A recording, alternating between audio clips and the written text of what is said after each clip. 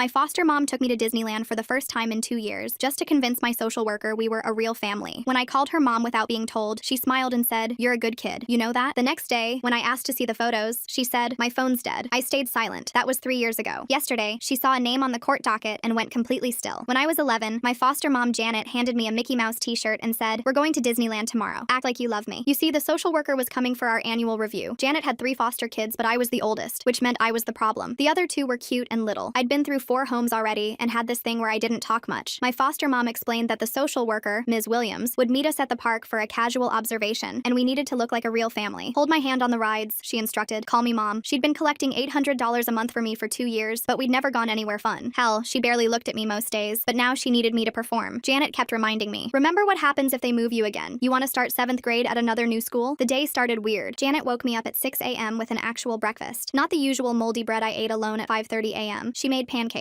with syrup. I was allowed to eat at the table instead of the floor. She even bought me new clothes that fit, not the Goodwill BS that was always 2 sizes too big or too small. In the car, she let me sit in the front seat instead of the back with the babies. "So tell me about your friends," she said, gripping the steering wheel. I didn't have any friends, but I made some up to make her happy. At Disneyland, Janet transformed into this whole different person. She bought me a pair of ears with my name stitched on them, my actual name, not girl or hey you, like usual. When Ms. Williams appeared near the entrance, Janet grabbed my hand and squeezed it 3 times, our signal. "Ready for the best day ever, sweetie?" she said loud enough for everyone to hear. Her hand was soft. I forgot adults' hands could be soft. The thing is, it actually was amazing. We went on Space Mountain first, and Janet screamed and laughed, grabbing my arm on the drops. Not the usual grab. This was gentle, playful. For a second, I forgot why we were there. She won me a massive Stitch plushie at the basketball game, cheering when I made a shot. "That's my girl!" she yelled. 2 years living there, and she'd never claimed me as hers before. She didn't even yell when I dropped ketchup on my new shirt. She just wiped it off and said, "No big deal, baby." Ms. Williams kept appearing randomly. Outside Pirates, in line for Thunder Mountain. Each time Janet would pull me closer, point at something, laugh at nothing. But between the check-ins, something weird happened. Janet started being nice when no one was around. On the Matterhorn, she held my hand. Her thumb rubbed my knuckles during the scary parts. At home, she wouldn't even pass me the salt without sighing like I'd ruined her life. But here, she bought me light-up Mickey ice cream just because I stared at it. Didn't call me a fat fuck, just smiled and said, "You want rainbow or blue?" When I pointed at the dancers, she didn't tell me pinch me until I bled. When fireworks started, she pulled me against her side and I could feel her crying a little. "This is nice," she whispered. "Really nice." Her voice sounded different, softer, like how she talked to the little kids when they had nightmares. I'd heard it through the walls, that gentle voice that never came to my room when I woke up screaming. I started thinking maybe this was it. Maybe she finally saw me as more than a monthly check. Maybe she'd stop locking the good food in her bedroom closet. I held her hand without being told, called her mom without the signal. "You're a good kid," she said into my hair. "You know that?" Nobody had told me that since my real mom died. Then Ms. Williams appeared one last time, right by the castle. She had this clipboard and a tight smile. "Just wanted to say goodbye. You two look wonderful together." Janet's whole body changed. She straightened up, adjusted her smile, became the performance version again. "We're just so lucky," she said in that fake voice. "Aren't we, honey?" I didn't say a word. The car ride home was silent. Janet turned the radio off and stared straight ahead. We pulled into the driveway and Janet turned off the engine. She sat there for a full minute before speaking. "Miss Art Williams approved us for another year," she said to the steering wheel, "so that's good." She opened her door and got out. "Leave the ears in the car. They're returnable." The next morning, my Disneyland shirt was in the trash. She said it was dirty. When I asked if we could look at the pictures she took, she said her phone was dead. That night, I heard her on the phone laughing about the whole thing. "You should have seen me," she said. "Mother of the fucking year." Williams ate it up. That's when I knew I had to escape. The next night, I lay on my sleeping bag on Janet's laundry room floor, counting the drips from the water heater. Every 17 seconds, another drop hit the drain. The concrete pressed through the thin fabric into my spine. My Disneyland clothes were already in the trash, but I'd grabbed the receipt when Janet wasn't looking and tucked it inside my pillowcase. Proof we actually went. At 5:30 a.m., my alarm went off and I shuffled to the kitchen for my usual breakfast. The moldy bread sat on the counter where Janet always left it. The little kids got Cheerios with milk at the table. I got to stand at the counter eating around the green spots while Janet's real food stayed locked in her bedroom closet. She walked in while I was chewing and looked me up and down. Said if I got fat, she'd make me sleep outside. The school bus came at 7:15 and I sat in my usual spot in the back. That afternoon, the phone rang during my chores and Janet's voice went sweet like honey. Ms. Williams wanted to schedule a follow-up home visit in 2 weeks. Janet kept saying how wonderful that would be while staring straight at me with those cold eyes that promised pain later. That night, I found an old notebook in the recycling and hid it in my pillowcase with the receipt. Started making tallies on the pages. 3 days without real food, 4 bruises on my arms, 6 times she called me worthless just that week. 2 days later, I made the mistake of staring too long at Janet's locked closet. She grabbed my wrist and twisted hard enough that I heard something pop. Asked if I thought I was smart. Asked if I thought anyone would believe trash like me over her. She'd been doing this for 8 years and knew exactly what to say. She twisted harder until my knees hit the floor. 3 days after that, I wore long sleeves to school even though it was 95 degrees outside. My teacher asked if I was feeling okay and I said yes because that's what you say. Teachers ask, but they don't really want to know. At lunch, I watched a girl throw away a whole sandwich because it had mayo on it. Another kid complained that his mom packed carrots instead of chips. I hadn't eaten anything but that moldy bread for 2 days and my stomach felt like it was eating itself. Then Ms. Williams showed up for a surprise visit while Janet was at work. I was watching the little kids, which was illegal since I was only 13, but Janet had trained us good. Told Ms. Williams that Janet was just in the shower. Ms. Williams waited 20 minutes in the living room asking me questions about school while I kept making up lies about how long showers take. She finally left a note on the kitchen table. When Janet saw that note, she didn't hit me directly because she was too smart for that. Instead, she accidentally knocked me down the stairs when I was carrying laundry. 14 steps and I hit every single one. She cried about how clumsy I was when I couldn't stand up right away. Kept saying we needed to get my balance checked by a doctor. The next day, she made me sleep in the garage for being careless about Ms. Williams visiting. Lily watched from her bedroom doorway while Janet dragged my sleeping bag out there. Lily was Janet's real daughter and hadn't said a single word to me in 2 years. But that night when I went to get water from the washing machine tap, I found a granola bar sitting on top of it. The wrapper still had the price tag on it from the gas station down the street. 3 days later at school, I spent lunch in the library staring at the big map of Riverside's bus routes pinned to the wall. The librarian smiled when she saw me taking notes and asked if I needed help with my geography project. I just nodded and kept writing down which buses went to the police station on Magnolia Avenue and which ones stopped at the hospital. Hollis found me there after the bell rang and waited until we were alone by the lockers. He looked around first to make sure no one was listening, then pulled up his sleeve to show old burn marks on his arm. He told me Janet did the same Disneyland thing with him last year when Ms. Williams came for his review. The next week, I stood in the girls' bathroom at school trying to practice what I would tell someone, but my mouth wouldn't work right. Every time I opened it to say the words about Janet, nothing came out except this weird choking sound. Janet started getting the house ready for Ms. Williams's next visit by bringing home bags of new clothes from Target. She pulled fresh apples and oranges out of her locked bedroom closet and put them in the kitchen bowl. She made us all try on the new clothes and told us to smile more and reminded us that happy families stay together while squeezing my shoulder hard. The morning Mrs. Williams was supposed to come, Janet left to get her hair done at the salon on University Avenue. I was sitting at the kitchen table doing Lily's math homework while she watched cartoons when we heard the doorbell ring. Ms. Williams stood there with her clipboard looking confused about why Janet wasn't home. I told her Janet would be back soon and offered her some water, while Lily just stared from the couch. Mrs. Williams walked around the living room looking at everything and wrote something down when she saw the locks on the bedroom closet door. I wonder what Janet's real plan is here with all this Disneyland show. She's been collecting that money for 2 years but suddenly needs to look perfect. There's something about the way she switches between nice and mean that makes me think she knows exactly what she's doing, like she's done this dance before with other kids. When Janet rushed in 20 minutes later with her hair all perfect, she laughed and made up some story about sisterly bonding time. But I saw Ms. Williams watching how I moved away when Janet tried to touch my head. After Ms. Williams left, Lily followed me to the bathroom and closed the door behind us. She whispered that her mom had 3 other foster kids before me, who all got removed, but Janet always got them back somehow. She said the kids never came back though, and she didn't know where they went. 2 nights later, I was looking for another blanket in the garage because mine had holes in it. Behind some old boxes, I found a plastic bin full of newspaper clippings from the Press Enterprise. The headline said things about Janet being cleared of abuse charges and investigations finding no evidence. 3 different kids over 5 years, and all the articles said the same thing about lack of proof. Hollis came into the garage while I was reading them and pulled up his shirt to show me the scars all over his back. He said Janet was smart about where she hit and when she did it so no one would hear. He said she had friends at CPS who helped her, and that's why nothing ever stuck. That night I couldn't sleep, so I did the math in my head over and over. 2 years times $800 a month meant Janet got $19,200 just for me. I owned 3 shirts and 2 pairs of pants from Goodwill and ate moldy bread most mornings. The numbers made my stomach hurt worse than being hungry did. 3 days later, Mrs. Rodriguez called me to her office during second period math class. I walked as slow as possible down the empty hallway and sat in the hard plastic chair across from her desk while she typed something on her computer. She looked up and pushed her glasses up her nose and said I'd been marked late 17 times this month, even though I lived closer to school than almost anyone. I wasn't actually late, but I sat on the curb outside until the very last second before the bell rang, because going inside meant 8 hours of pretending everything was fine before going back to Janet's house. Mrs. Rodriguez leaned forward and her voice got softer when she asked if everything was okay at home, and for once it sounded like she actually wanted to know instead of just checking a box on some form. I opened my mouth but then remembered what happened to the last kid who told and just shrugged and said I was bad at waking up early. 2 weeks passed before Mrs. Williams showed up again, but this time she brought her supervisor, and they came on a Saturday morning without calling first. Janet must have had some kind of sixth sense because the house was already perfect when they knocked. Fresh chocolate chip cookies were baking in the oven, and Hollis and the little kids sat at the kitchen table doing homework, even though it was Saturday, and I wore the new clothes Janet bought the day before that still had the tags hidden inside. Janet smiled and offered them coffee while I sat next to her on the couch, and she put her arm around me, and I smiled so hard my face hurt because my life literally depended on making this look real. They stayed for 2 hours asking questions about school and friends and activities, and Janet had coached us on every answer the night before with threats about what would happen if we messed up. After they finally left, Janet's whole body changed like someone flipped a switch. She stood up and looked at me and said I did good, then grabbed my arm and dragged me to the garage and pushed me inside and locked the door behind me. I spent 2 days in there with no food or water or bathroom, sitting on the cold concrete floor, planning exactly how I would run away and where I would go and how I would survive on my own. Sunday morning, while Janet was at church, Lily slipped crackers and a juice box under the garage door and whispered she was sorry through the crack. She said she couldn't help more because Janet was her mom, but maybe after she graduated next year she could do something, but she never finished the thought, and I heard her footsteps running away. Monday morning, Janet finally let me out 5 minutes before we had to leave for school, and when I could barely walk from sitting on concrete for 2 days. At school, the nurse called me in for the mandatory scoliosis check, and when I lifted my shirt, she saw the bruises all over my ribs from where Janet had grabbed me. She asked how it happened, and I said I fell off my bike even though I didn't have a bike, and she wrote it down on her clipboard, but her eyes stayed on my skinny arms and the way my ribs showed through my skin. That afternoon, Janet started her new plan by telling all the neighbors I was disturbed and had serious mental problems. She showed them scratches on her arms that I watched her make herself with her own fingernails in the bathroom mirror that morning and told them I attacked her during one of my episodes. She put on this sad voice and said they were getting me help because it was so hard with traumatized foster children who couldn't bond with normal families. The next day, Hollis pulled me aside at lunch and told me Janet was building a case against me, just like she did with the last foster kid named David. He showed me the hall closet where Janet kept a folder full of fake incident reports she typed up on the computer about things that never happened, like me threatening the little kids, or breaking dishes on purpose, or screaming at night. Mrs. Rodriguez called me back to her office later that week, and this time her face looked different, like she was trying to solve a puzzle. She said my foster mom was concerned about my behavior and reported that I'd been hurting myself, and showed me an email from Janet with a list of supposed warning signs. I rolled up my sleeves to show her my arms had no cuts or scratches, but Janet had already planted the seed of doubt, and I could see Mrs. Rodriguez didn't know what to believe anymore. Friday afternoon, Ms. Williams showed up at school with official papers and pulled me out of PE class. She had a psychiatric evaluation order that said Janet reported I was showing signs of severe emotional disturbance and needed immediate intervention. The evaluation was scheduled for next Tuesday at a facility called Riverside Behavioral Health, where it turned out Janet's friend from church worked as an intake counselor. That night, I pressed my ear against my bedroom door and heard Janet on the phone with someone talking in her fake concerned voice. She said I was definitely showing signs of reactive attachment disorder and described me as a classic case who wouldn't bond with the family and had aggressive outbursts and told pathological lies about being mistreated. Every word was carefully chosen to make sure nobody would believe anything I might say about what really happened in that house. The next morning, Lily knocked on my door before school, which was weird because she never came to my room. She asked if I could grab her math book from her desk while she was in the bathroom. I went into her room and saw her laptop sitting open on her bed with the screen still on. The browser had Gmail open, and I couldn't help but notice the subject line of one email that said, "Making them look crazy. What works?" My hands started shaking as I clicked on it. The email thread was between Janet and 3 other foster parents from the area, talking about how to document behavioral problems that didn't exist. One woman wrote about how she'd convinced a doctor her foster son had violent tendencies by bruising herself and taking photos. Another talked about keeping a fake incident log with made-up dates and times of aggressive episodes. Janet had replied with tips about using specific medical terms that would trigger automatic diagnoses. She mentioned keeping foster kids isolated so they couldn't make friends who might defend them. The thread went back months with dozens of messages about maximizing state payments and getting rid of difficult placements. I heard the toilet flush and quickly closed the laptop and grabbed the math book. 3 days before my psychiatric evaluation, Janet put on the biggest show yet. I was locked in the garage doing homework when I heard her start screaming for help outside. Through the small window, I could see her in the driveway holding her face and crying. The neighbors came running out of their houses, and Janet was sobbing about how I'd hit her again, and she didn't know what to do anymore. Mrs. Chen from next door was holding Janet's shoulders while Mr. Peterson called 911. Janet had a red mark on her cheek that was already starting to bruise. She kept saying she loved me but couldn't handle the violence anymore. The whole time I was pounding on the garage door, but nobody could hear me over Janet's performance. When the cops showed up 20 minutes later, Janet suddenly remembered I'd run off and she didn't want to press charges because I was just a troubled child who needed help, not jail. After that, everything at school changed fast. Kids who used to sit with me at lunch moved to other tables. Teachers stopped calling on me in class even when I raised my hand. In PE, nobody wanted me on their team. I heard whispers in the hallway about the crazy foster kid who beat up her mom. Even the janitor looked at me different when I walked by. Sarah, who used to be my lab partner, asked to switch seats because her parents told her to stay away from me. The principal started doing random checks where he'd pull me out of class to search my backpack for weapons. Every day felt like drowning in slow motion, with nobody throwing me a life jacket. Hollis found me crying behind the gym during lunch on Thursday. I was sitting on the ground with my knees pulled up trying to disappear. He sat down next to me without saying anything for a minute. Then I told him Janet was going to win and get me sent away. He pulled out his phone and showed me the screen. Hollis. Pulling out his phone at the end there has perfect timing. Nothing says I've got dirt on Janet like a dramatic phone reveal when someone's crying behind the gym. There were 3 video files dated from the last 2 weeks. He said he'd been recording Janet when she didn't know, catching her real voice calling us worthless parasites who were only good for the checks. My heart stopped when I realized we finally had proof. Mrs. Rodriguez pulled me aside after school the next day when I was walking to the bus. She asked me to come to her office for a minute. Once the door was closed, she looked at me with this expression I'd never seen from an adult before, like she actually cared. She said she'd been doing this job for 20 years and knew when something wasn't right. She said she'd seen Janet's type before, the ones who were good at fooling the system. She told me whatever was happening I could tell her the truth, but I was too scared because Janet had already convinced everyone I was a liar. The morning of my psychiatric evaluation, Ms. Williams picked me up in her county car. She said Dr. Brennan was one of the best child psychiatrists in the district and would help figure out what I needed. The office was in this tall building downtown with lots of plants in the waiting room. Dr. Brennan was this older man with glasses who kept writing on his notepad while I talked. Every question he asked was loaded, like when did I start having violent thoughts, or how often did I hurt myself? When I said I didn't have violent thoughts, he wrote something down and asked why I was being defensive. When I said I never hurt myself, he asked if I was lying to avoid treatment. 2 hours into the evaluation, they gave me a break to use the bathroom. On my way back, I heard Dr. Brennan on the phone in his office. He was saying yes to someone, and then I heard him say Janet's name. He said I was showing all the signs she'd mentioned, and the diagnosis was pretty clear. That's when I knew the whole evaluation was just theater, and the conclusion was already written before I even walked in. Lily picked me up afterward, and I could tell something was wrong by how quiet she was. Once we were driving, she told me her mom was planning something big. She said Janet had been talking to lawyers about making me a ward of the state because I was too dangerous for family placement. The car felt like a coffin closing around me. That night, Janet put on another performance when Ms. Williams called to check in. She had me sit next to her on the couch with the phone on speaker. Janet kept saying how much she loved me and wanted what was best while her fingernails dug into my arm hard enough to draw blood. I could feel the sharp pain, but couldn't make a sound or move away. Ms. Williams was asking about the evaluation, and Janet was using her sweet, concerned mother voice saying she just hoped they could find the right treatment plan. Her nails went deeper every time I shifted even a little bit. After the call, Hollis came to my room and showed me more videos on his phone. He had 3 recordings of Janet screaming at us, calling us mistakes and saying we were worthless parasites who ruined her life. In one video, she was throwing dishes while yelling that foster kids were just paychecks with problems. But Hollis said we needed more because Janet always found ways to explain things away or convince people the videos were taken out of context. The next morning, Janet walked into my room holding a paper like she'd won the lottery. The psychiatric evaluation from Dr. Brennan recommended immediate residential treatment for severe behavioral disorders and oppositional defiance. My stomach dropped to my feet as I read the words that basically said I was crazy and dangerous. Janet had coached me to fail every single test and question during that appointment 2 weeks ago. She stood there smiling while I realized I had exactly 72 hours before they'd ship me to some locked facility where nobody would believe anything I said about her. My hands shook as I held the paper and watched her leave my room humming to herself. At school, Mrs. Rodriguez pulled me aside during lunch and closed her office door behind us. She said something was wrong with Dr. Brennan's report because it didn't match anything she'd seen from me in 2 years. She started making phone calls right there in front of me, asking other teachers about my behavior and pulling up my grades and attendance records. Her face got more serious with each call as people told her I was quiet but never caused problems. Ms. Williams showed up for her monthly visit that afternoon and kept staring at things while Janet talked. She looked at my skinny arms when I reached for a glass of water. She noticed the locks on the pantry door and the bedroom closets. She watched how Janet stood right behind me the whole time with her hand on my shoulder squeezing whenever I started to speak. Ms. Williams asked if anyone else had noticed these behaviors Dr. Brennan described, but her voice sounded uncertain. That night, I made a choice that if I was going down anyway, I'd take Janet with me. I grabbed my phone and started taking pictures of everything while Janet was in the shower. The locked food closet with the good cereal and snacks we weren't allowed to touch. The moldy bread on the counter that was our breakfast every day. My sleeping bag rolled up in the corner of the laundry room where I slept when Janet said my breathing annoyed her. The bruises on my legs from when she kicked me for not cleaning fast enough. I was documenting everything when Lily walked in and caught me taking a picture of the punishment chart on Janet's bedroom door. Instead of telling her mom, she pulled out her own phone and showed me her photo gallery. She had 2 years of evidence, including videos of Janet hitting Hollis and pictures of me sleeping in the garage during winter. She had recordings of her mom calling us worthless and photos of the locked refrigerator at night so we couldn't eat. Lily said she'd been too scared to do anything, but if I was brave enough to fight back, she'd help. We sat on my bed comparing evidence when Janet walked in and saw both our phones out with the photos visible on the screens. Her face went from surprised to furious to calculating in about 3 seconds flat. She looked at us and said nobody would believe 2 messed up teenagers over a respected foster parent who'd been approved for 8 years. But I saw something new in her eyes that I'd never seen before, which was fear. She grabbed both our phones, but Lily had already sent everything to her email and deleted the sent folder. Hollis came in later that night and told us he'd been smarter than all of us. He'd been uploading his recordings to a cloud account that his biological mom could access from prison. She'd lost custody for drugs, but had been clean for a year and was documenting everything from her side to build a case. She knew exactly what Janet was because she'd talked to 2 other kids who'd lived here before us. The next morning, Mrs. Rodriguez called an emergency meeting and basically demanded Ms. Williams come to the school immediately. She'd found 3 previous complaints about Janet that had somehow been closed without investigation. She'd discovered that 2 former foster kids from Janet's house had ended up in psychiatric facilities after similar evaluations from the same Dr. Brennan. She'd tracked down a pattern that everyone had either missed or deliberately ignored for years. The meeting happened in the principal's conference room with Mrs. Rodriguez laying out folder after folder of evidence. Janet showed up playing the overwhelmed single foster mom perfectly, sighing about how hard it was to help troubled children. But Ms. Williams was actually taking notes this time and really looking at the dates and patterns Mrs. Rodriguez had found. She asked why these previous complaints hadn't been investigated, and Janet's face twitched just a little. That night, Janet was weirdly calm at dinner, which scared me more than her screaming ever did. She looked right at me and said I'd made my choice and now I'd have to live with it. She reminded me that she'd survived 3 investigations already, and I wouldn't survive one. After dinner, she grabbed my arm and dragged me to the garage, shoving me inside and locking the door from the outside. No food, no water, no bathroom, just me and the concrete floor, and the knowledge that transport to the facility was coming in 12 hours. I spent the whole night on that cold concrete floor, counting the hours by the sounds outside. My legs went numb around midnight. My stomach stopped hurting around 3. At 5:30, I heard footsteps above me and then nothing for another 20 minutes. The garage door clicked open at 6 and Lily stood there with car keys in her hand. She pulled me up and shoved the keys at me and told me Mrs. Rodriguez was waiting at school with Ms. Williams. Her hands were shaking worse than mine. She said, "Go now before Mom wakes up." I'd never driven alone before, but I made it to school in 10 minutes. The parking lot was empty except for 2 cars. I ran through the front door doors and down the hall to Mrs. Rodriguez's office. She was there with Mr. Williams and another woman I'd never seen before. I pulled out my phone with shaking fingers and showed them everything. Hollis's recordings from under Janet's bed, Lily's photos of the bruises, the video from 2 nights ago when Janet said I was worth $800 a month and nothing more. The new woman took my phone and watched the whole video without blinking. Her face got harder with each word Janet said. She watched it twice, then made a call. 20 minutes later, Janet's car screeched into the parking lot. She brought the transport team with her, 2 big guys in medical uniforms. She walked in playing the perfect worried mother, telling them I was very sick and needed help. Mrs. Williams stood up and said the transport was suspended pending investigation. Janet's face changed for just a second, and I saw pure rage before she fixed her smile. Hollis's biological mom tracking everything from prison makes me really curious about their whole setup. How many kids have actually gone through Janet's house over 8 years? The way Mrs. She started arguing, but then Hollis's bio mom walked in with a man in a suit carrying a thick folder. The lawyer spread papers across the desk, 18 months of recordings typed out, emails printed, photos dated and organized. He said they had proof Janet had been abusing kids for profit. Ms. Williams made another call, and within an hour they ordered an emergency removal. Not of me, but of all 3 foster kids from Janet's house. Mrs. Rodriguez held my hand while they did the paperwork. The little ones got picked up from Janet's that afternoon. That evening I had my own bed in an emergency placement house. Clean sheets that smelled like fabric softener. The foster mom asked what I wanted for dinner, and I couldn't answer for 20 minutes. I just sat there crying because I got to choose. She made me grilled cheese and tomato soup and let me eat as much as I wanted. The next morning, Detective Walsh came to interview me. She'd already seen all the evidence and pulled up Janet's file on her laptop. 3 previous investigations, all closed by the same person. She showed me the pattern, how Janet's friend in child services had been protecting her for years. She said they were opening a criminal case. That afternoon, Lily texted me from her friend's house where she was staying. She said her mom was losing it, calling everyone, trying to control the story. Channel 7 had already called about an interview. The story was spreading everywhere online. 2 days later, I found out Dr. Brennan got arrested. The detective told me they found proof he'd been taking money from foster parents to write fake evaluations. He'd been declaring kids mentally unstable whenever parents got reported for abuse. Janet was one of his best customers, paying him $500 every time she needed a report. A week later, the news story hit Channel 7's evening broadcast, and my phone wouldn't stop buzzing with texts from kids at school. The reporter stood outside Janet's house talking about how 3 of her previous foster kids had come forward after seeing the initial coverage. One guy was living under a bridge downtown after aging out at 18 with no life skills and PTSD from Janet's abuse. Another girl had made it through college but still had nightmares 20 years later. The third one killed himself at 16, 2 months after leaving Janet's house, and his sister was on camera holding his picture and crying about how the system failed him. Hollis and I watched from our new placement, this emergency group home that smelled like bleach and had bars on the windows, but at least nobody hit us. Janet was all over Facebook claiming she was being persecuted for loving difficult children and asking for prayers from her church friends. People were actually defending her in the comments, saying she was a saint for taking in troubled kids and that we were probably lying for attention. The emergency custody hearing happened 3 days later, and Mrs. Rodriguez showed up with a binder 2 inches thick. She testified for 40 minutes straight, pulling out emails she'd sent to CPS, photos she'd taken of my bruises when I came to school, records of every time she'd called about concerns. She told the judge the system protected the abuser instead of the children, and demanded a full investigation into how so many red flags got ignored. The judge ordered an immediate review of every case Mrs. Williams had supervised in the past 5 years. Ms. Williams got placed on administrative leave that same day and found me outside the courthouse afterward. She was crying so hard her mascara ran down her cheeks when she grabbed my shoulders and said she was sorry, that she should have looked harder and believed me instead of Janet's perfect mom act. The detective called me 2 days later with more news about Janet's fraud scheme. She'd been collecting $800 a month for kids who weren't even living with her, farming them out to friends when she went on vacation but keeping all the money. One kid spent 3 months living in her friend's garage while Janet collected checks and told the state he was doing great in her care. 2 weeks after that, Lily testified in a closed hearing with just the judge and lawyers present. She brought journals she'd kept since she was 12, page after page documenting what she'd witnessed Janet do to us foster kids. She told them she was a coward for not speaking up sooner, but she wouldn't be silent anymore, not when other kids were still suffering. My new foster mom started teaching me how to cook real food that week, showing me how to make spaghetti and grilled cheese and scrambled eggs. She kept saying I was too thin and needed to eat more, but she said it gentle, not mean, and she never locked the pantry or made me ask permission to eat. I still checked the locks at night out of habit, but they were never locked. Janet got arrested on a Thursday morning, and the photo of her in handcuffs made the front page of the newspaper. She was screaming at the cameras that we were all lying, that she was the real victim of ungrateful children trying to destroy a good Christian woman. Her lawyer had to physically drag her into the police car, while she kept yelling about conspiracies and persecution. Hollis's bio mom got her life together and got custody back the next week. When he came to pack his stuff, he hugged me so tight I couldn't breathe and told me I did this. I saved everyone. But I knew we'd saved each other, and Lily had saved us both by finally speaking up. The preliminary hearing at the courthouse revealed 7 more kids had come forward from the past 8 years. The prosecutor laid out how Janet had made over $200,000 from the foster system while systematically abusing children for profit, calling it exploitation of the most vulnerable members of society. A month passed with more legal stuff happening every day, and that's when 3 more kids who'd lived with Janet years before reached out to the prosecutor. They'd seen the news coverage and recognized the pattern, the same Disney trips right before evaluations, the same sudden psychiatric diagnoses when they complained, the same stories about troubled kids nobody would believe. One girl named Sarah Sarah had recordings too, hidden on an old phone she'd kept for 5 years, waiting for someone to finally listen. The prosecutor's office set up a conference room where we all met and shared our experiences, comparing notes about Janet's methods, realizing she'd been doing this for over a decade. Detective Walsh started digging deeper into the foster care records and found something bigger than just Janet. A whole network of foster parents using the same playbook, sharing tips on private Facebook groups about how to discredit kids who complained. She showed me screenshots of their conversations, foster parents trading advice about which psychiatrists would diagnose kids without asking questions, which social workers would look the other way, how to document fake behavioral problems. The FBI got involved when they discovered the network crossed state lines, with foster parents in Nevada and Arizona using Janet's exact methods. Meanwhile, Lily had moved out of Janet's house to live with her dad, who'd been fighting for custody for 10 years, but Janet had convinced the courts he was dangerous. He showed me the court documents where Janet had testified against him, claiming he'd threatened her and the kids, all lies that kept him away from his daughter. The local news picked up the story, and that's when reporters discovered Janet had been collecting adoption subsidies for kids she never actually adopted, filing paperwork saying the adoptions were complete while keeping the kids as foster placements. The fraud went back 8 years with fake signatures and forged documents, adding federal charges to the growing list. At the next court hearing, Janet's lawyer tried to turn everything around, calling us troubled kids making up stories for attention and money. He had a psychiatrist testify about false memory syndrome and coach testimony, trying to make the jury doubt everything we'd said. Then the prosecutor played Hollis's recordings in court, Janet's voice clear as day, talking about how to break us, how to make us grateful for scraps, how to keep us scared. The whole courtroom went silent, listening to her explain her methods to another foster parent on the phone, laughing about how easy it was to control us. Janet's lawyer asked for a recess and spent an hour trying to get the recordings thrown out, but the judge allowed them as evidence. Hollis's biological mom was in the gallery that day, and afterward she filed a civil suit against the state for failing to protect her son. She had copies of every complaint she'd filed, every report she'd made about Janet's treatment, all ignored because Janet's friend at CPS had marked them as unfounded. Other biological parents started joining her lawsuit, parents who'd lost their kids to the system only to have them placed with Janet and abused worse than they'd ever been at home. Mrs. Rodriguez got promoted to district coordinator for child welfare oversight after testifying about how many times I'd tried to report Janet at school. Her first official act was requiring all foster home visits to be recorded. No more closed-door meetings where kids could be threatened into silence. She told the news that no child should have to gather their own evidence of abuse, that the system had failed us by making us prove what adults should have seen. Mrs. Williams finally testified about the pressure she'd faced to keep placement numbers up, to avoid moving kids even when there were problems. She admitted they'd been trained to see kids' complaints as adjustment issues, to assume we were lying or exaggerating, to protect foster parents who took difficult placements. The whole system was designed to silence us, she said, breaking down on the stand as she described ignoring obvious signs of abuse because her supervisor told her to. Ms. Williams crying about ignoring red flags while kids collected evidence like tiny detectives is peak. I should have listened to the literal children telling me they were being hurt. Energy right there. Detective Walsh had been building a case against Janet's friend at CPS for months and finally had enough evidence to make an arrest. The woman had been taking kickbacks from foster parents, $500 for every favorable report, $1,000 for fast-tracking fraudulent paperwork. Janet's protection was finally gone, and more evidence started surfacing, bank records showing regular payments, emails discussing which kids to place where for maximum profit. 2 months after that first hearing, Lily and I walked into the grand jury room together, holding hands as we prepared to testify. She squeezed my fingers and said we weren't victims anymore. We were witnesses, and our words would finally matter. The grand jury listened to everything, asked careful questions, treated us like our experiences were real and important for the first time. When we walked out 3 hours later, the prosecutor was waiting with news that they'd indicted Janet on 47 counts, including fraud, abuse, conspiracy, and racketeering. 3 weeks later, I was sitting in my therapist's office picking at the arm of the chair while she explained that wanting Janet to love me wasn't weakness, because kids are wired to seek love from caregivers, even when those caregivers hurt them. The prosecutor called that afternoon to tell me the state offered Janet a plea deal for 10 years if she'd reveal everyone in her network, but she refused and kept insisting we were all lying, and she was being persecuted for being strict. Hollis called me that night from his mom's house, and his voice sounded different when he told me he had his own room with a door that didn't lock from the outside, and we both started crying on the phone. Mrs. Rodriguez set up this conference on foster care reform, and 300 people sat there listening while I told them about the locked food and the floor eating and the Disneyland show, and when I finished, they all stood up clapping, which felt weird but good. During trial prep the next week, the prosecutor showed me this file they'd found about another foster kid Janet had 5 years ago, who died from falling downstairs, except the injuries matched abuse patterns, and now they were adding murder charges. The detective came by my apartment and told me they'd tracked down 12 more kids from Janet's past, and every single one had been sent to that same doctor who labeled them disturbed when they tried reporting abuse. I watched Lily on TV telling the interviewer she was a prisoner too, just a different kind because Janet used her to make everything look normal, and she was done being her accomplice. The judge wouldn't lower Janet's bail even though her lawyer kept arguing, and the judge said the evidence showed systematic child abuse for profit spanning almost 10 years, and she was a risk to the community. The morning of the trial, I threw up twice before getting dressed, and when we walked into the courthouse, there were reporters everywhere asking questions, but the prosecutor's team surrounded us and got us inside. Janet came into court wearing orange and no makeup, and when she saw all of us sitting together in the gallery, her face went white and her hands started shaking. The prosecutor stood up and started showing photos on the big screen of bruises and scars and playing recordings and showing bank statements while telling the jury this woman turned the foster system system into her personal ATM, withdrawing cash at the cost of children's lives. The judge called us to testify on day 3, and Hollis went first, his voice shaking but getting stronger as he told them about the beatings and the hunger and the nights locked in the garage. Mrs. Rodriguez went next and explained how she'd documented everything, showed them her files with dates and photos and recordings she'd made when I finally trusted her enough to talk. Then it was my turn, and I walked to that stand with my legs feeling like jelly, but I told them everything about the Disneyland show and the locked food and the bruises and how Janet would practice her social worker voice in the mirror. Janet's lawyer tried to make us look like liars, but we had proof for everything, and our stories matched because they were true. Mrs. Williams took the stand the next day, and the prosecutor asked her about all those visits, and she admitted Janet knew exactly when they were coming and how to prepare. She said Janet had studied their procedures and knew what words to use and how to present herself, and she showed them emails where Janet had asked other foster parents for tips on passing inspections. The detective came up with a thick folder and started pulling out photos that made people in the gallery gasp. There was a kid named Tyler who died in Janet's care 5 years ago, and it had been ruled an accident, but the detective had found witnesses who said different. She showed reports that had been changed and medical records that didn't match, and testimony from a nurse who said Tyler had old bruises when he came in dying. The courtroom went so quiet you could hear Janet's breathing getting faster. The jury went out on Friday afternoon, and we waited 3 whole days before they came back. When they filed in, none of them would look at Janet, and I knew what that meant. The judge asked for the verdict, and the foreman stood up and said guilty on the first count, and then guilty on the second, and kept going through all 47 counts of child abuse and fraud and conspiracy. When he got to the manslaughter charge for Tyler, his voice cracked, but he said guilty on that too. Janet made this weird sound like a wounded animal, and her lawyer put his hand on her shoulder, but she shoved him away. 6 weeks later, we came back for sentencing, and the judge looked right at Janet and told her she'd betrayed the most sacred trust there was. He said she'd turned children's trauma into profit and shown no remorse, and he sentenced her to 35 years. Janet stood there in her orange jumpsuit, still trying to look innocent, but nobody was buying it anymore. 3 months after that, my foster parents took me to family court for something different. The judge asked if I wanted to be adopted, and I said yes so fast it made everyone laugh. He asked if I wanted to change my name, and I kept my first name, but took their last name, Johnson. And for the first time since my real mom died, I belonged somewhere real. The state passed something called Hollis's Law that summer, requiring video documentation of all foster visits and psychiatric evaluations for foster parents. Hollis and his mom came to the signing ceremony, and he looked so different, standing tall and smiling, and he told the reporters that no more kids would have to prove their own abuse. We started meeting up sometimes, me and Hollis and Lily, usually at this coffee shop downtown. Hollis would laugh at stupid jokes now, and Lily didn't have that guilty look anymore, and I was learning that not everyone who said they cared was lying. Lily said we were like siblings forged in hell, but siblings nonetheless, and that felt right. Mrs. Rodriguez asked me to speak at her training for new social workers, and I stood in front of 30 people and told them about the locked food and the sleeping on floors and the bruises under clothes where nobody would look. I told them to look closer and ask more questions and notice when kids flinch or when foster parents have all the right answers too quickly. Now I sit in my real bedroom with walls I'm allowed to put posters on and a door that locks from the inside, not the outside. My adoptive mom brings me hot chocolate without me asking and helps with my homework and never calls me names. I'm writing college essays about resilience and what it means to survive and rebuild. Through my window, I can see Lily pulling up in her car because she's taking me to get my learner's permit, and Hollis just texted about his mom getting a job at a nonprofit that helps foster kids. We're not just survivors anymore, we're family, the kind you choose and build and trust, creating something good from all that pain. The system failed us, but we didn't fail each other, and now we're making sure it won't fail the kids who come after us. Well, that's been quite the journey today, hasn't it? Thanks for letting me wonder through all these twists and turns with you. If you made it to the end, drop a comment. I love reading all your comments.